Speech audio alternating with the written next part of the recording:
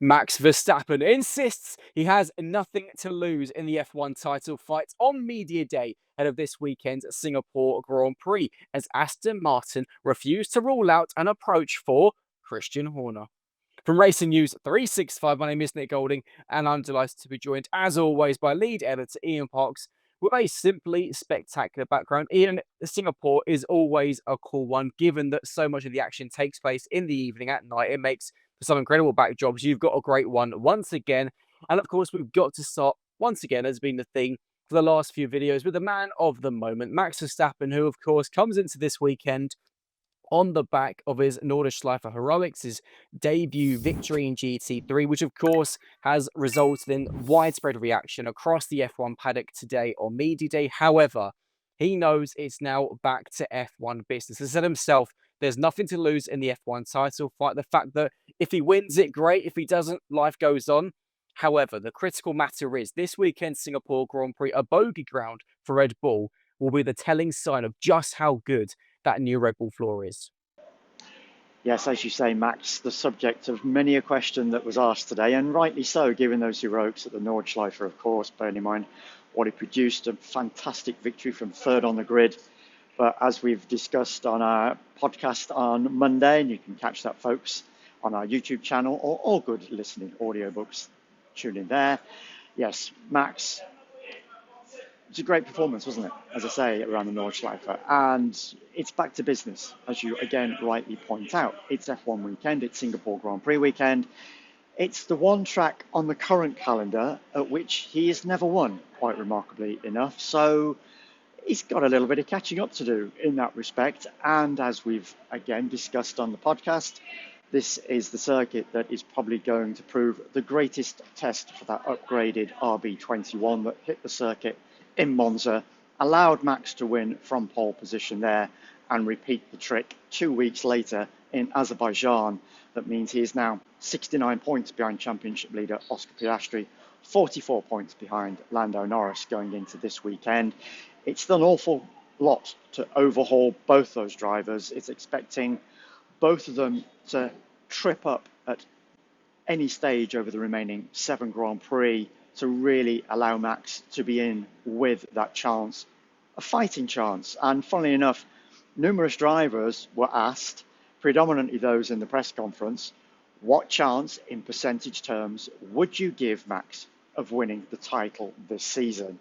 Lando was first up and quite simply said he's got a chance. George Russell said, jokingly, 100%. Then it was left to the 3 drivers that followed. Charles Leclerc said 20, Isaac Hadjar said 10, and Alex Albon split the difference and went 15%. But I'm going to leave the best till last because, of course, Max was asked the same question, as you can appreciate, and he said 50-50. I either do it or I don't. Nice one, Max. Simply answered. And of course, it's also the McLaren drivers he needs to overhaul to win a 5th consecutive title. 2 drivers who are expected to be very strong in Singapore this weekend, given how good that McLaren was last year. Lando, of course, winning by a country mile, despite the fact that Max finished second this time 12 months ago. And interestingly, as you mentioned, that Lando was in the first press conference, and you kind of got the vibe because he was asked a lot of questions about Max, and from yourself, whether he asked earlier this season for somebody to get into the fight between him and Oscar to try and take some points away, to make some bigger point gains. He's gotten a bit more than he asked for, ultimately, with Max being in this fight, and he kind of kept his cards. He kept things to his chest a little bit. I've worded that awfully, but you know what I'm trying to say. He was cool. He was quite cool about things, to be honest with you. He pointed out that at this circuit last year, he outqualified Max by a tenth of a second. I did check that. It was actually 0.2. That was at a stage of the season when, of course, McLaren was going really well. Yes. And this time around, McLaren has dominated for the most part this season. And the general feeling is, and Charles Leclerc reiterated it during the FIA press conference, that he feels McLaren should be a cut above. The big question is, and as we keep coming back to, and we're not going to really know until qualifying on Saturday, quite naturally, is how good will that upgraded McLaren be at this circuit this year? We saw it was good at what is an incredibly low downforce circuit in Monza. We saw it was equally as good in what is a predominantly low downforce track at the Baku City Street Circuit. Now we come to a very high downforce circuit. What will that car do here? Will it be good enough to propel Max into a position where he can at least challenge for victory, never mind giving that overall victory that he's never achieved here? And if we look at the championship leader in Oscar Piastri, he comes into this weekend on the back of, well, his worst weekend of the season in Baku, of course, having 2 crashes. And some interesting words from him, expecting to bounce back, but also taking reassurance from the fact that so many of the all-time greats have had mistakes, then bounce back really well. It does feel that Oscar is very much taking what happened in Baku in his stride and is just intent now on righting some wrongs of what happened 2 weeks ago. Yeah, as you pointed out, he took everything on board, really. It wasn't a case of going away and beating himself up, and probably Lando would have done that to a certain extent because we know what kind of character Lando is. They were Oscar mistakes. They weren't anything to do with the car. And it was pretty much, whilst Oscar said there were lessons to be learned, one of them being in qualifying when he crashed there, that it was a street circuit. And as he pointed out, a street circuit can bite you hard. And if you push a little bit too firmly, and that's exactly what he did there. With regard to the race start, where of course he jumped it, that was quite naturally his mistake. And then of course he was just a little bit too over eager in trying to get those places back, because yes, he did manage to get a couple of places back in short order, but of course by turn 5 he was out of the race and then watching it on somebody's phone for a good chunk of it. But as I say, he didn't go into deep reflective mood. Yes, there were discussions as to what had taken place, what can you do to improve, but as he pointed out into a question I asked him as to what did he do to try and get away from things, to try and clear his mind, he just basically turned around and said, I did what I normally do on Monday, and I went supermarket shopping and got my groceries. So I thought that was brilliant, and gives you, again, a clear indication as to the type of character, the type of personality that Oscar is. Just very cool, very calm. That's gone now. That's parked. As he pointed out, he's had 16 other predominantly good weekends. That was one anomaly in the course of what has been a very good season so far. Hopefully, naturally, from his perspective, it's the only anomaly in this season so far, with another 7 Grand Prix and 3 sprints to come. I think it's quite impressive he was home in time to do his Monday morning food shop after Baku. Brilliant. That's Loved pretty it. impressive. I Let's thought, go how on. did he get back that quick? Sounds like that's a fast flight, maybe private jet, knowing these F1 drivers. But Exactly. anyways, Absolutely. um, Lewis Hamilton, it's a really tough weekend for him. Obviously, it's been a tough week. Obviously, announced last weekend the passing of his beloved pet Roscoe, who's been an iconic figure inside the F1 paddock. Almost every F1 team came out, obviously, passing on their condolences to Lewis. And Lewis pointed out himself ahead of this weekend that he's been overwhelmed by the sheer volume of the support he's received, because it has been very much widespread across not just the F1 paddock, but across the world, from fans, you name it, they've passed on their condolences.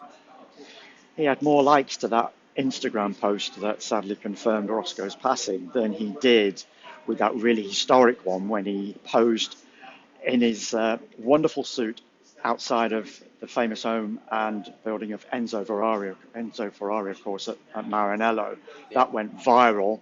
This one, as I say, had even more likes than that. So that just goes to show the overwhelming, to use that word that Lewis used, support and appreciation and love for what Lewis has gone through these past few days. And some people won't get it.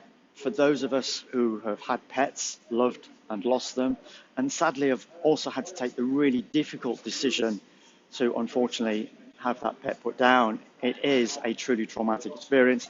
I went through that in November last year when unfortunately one of our cats was suffering with an illness, and we had to take the really difficult decision to put her down. This is what Lewis has gone through this week, so I've got a good idea as to just exactly what he's been going through to a certain extent. As you say, so much love, so much support, understandably so.